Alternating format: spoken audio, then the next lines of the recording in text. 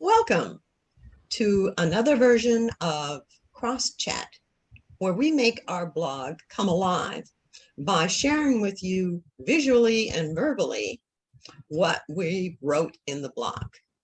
Let me introduce Riza and Steve. Steve, will you share a few remarks? Hello.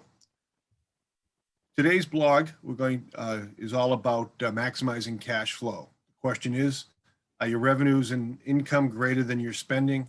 Great. Is your cash always in the red?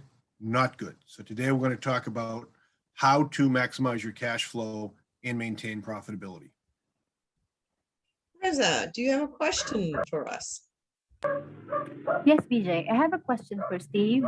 So, Steve, can your business increase cash flow and maximize profits at the same time? Thank you for the question. Yes, you can. First of all, it always starts with a really good 3-month rolling cash forecast. So you have a handle on all your cash ins and cash outs. You should also have a goal to keep cash in the bank.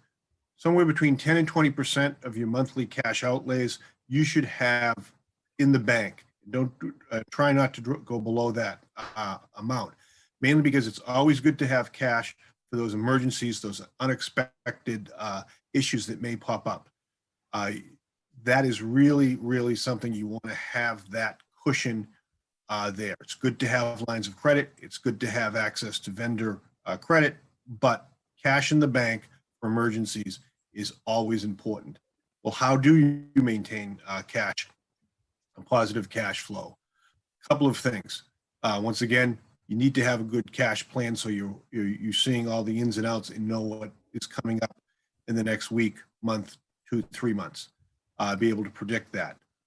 One of the best ways to not get caught in a negative cash flow is to, when you enter into a contract or you do have a sale, try to do cash sales as much as possible. If you have projects oriented company, you should also try to get upfront earnest money from your customers, deposits, retainers.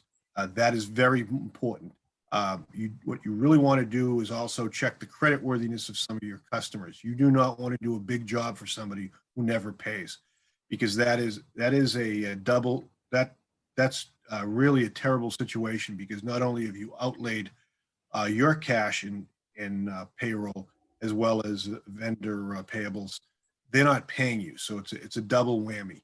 So anytime you can double check the credit rating of a potential customer, do that. Try to get money up front. And the day that the invoice is due, let them know the expectation is that you get paid. That's really important to manage the inflow and be right on top of that. On the other side of the house is the cash outflows.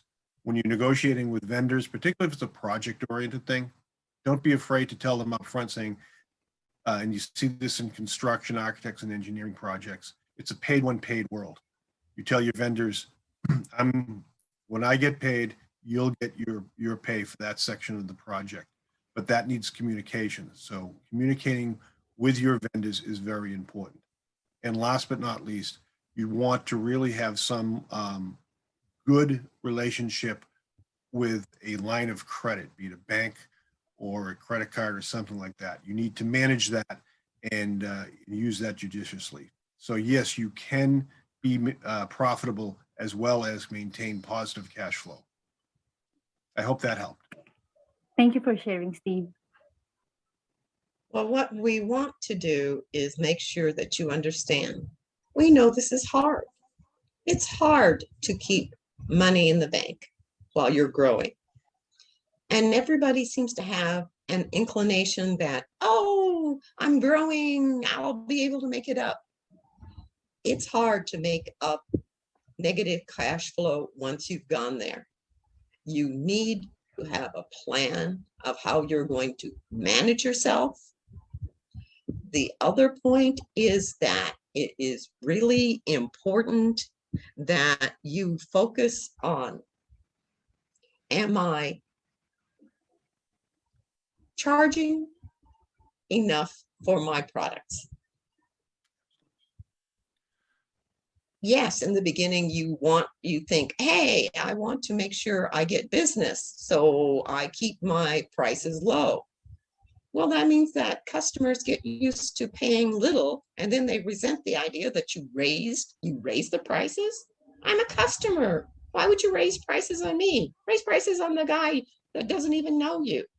So make sure you start off by knowing exactly how much profit there is in every product offering you have, because you can make money by adding products together for the customer, but it's really hard to raise prices.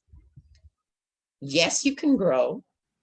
You need to plan growth, but at the same time, don't plan to run out of money.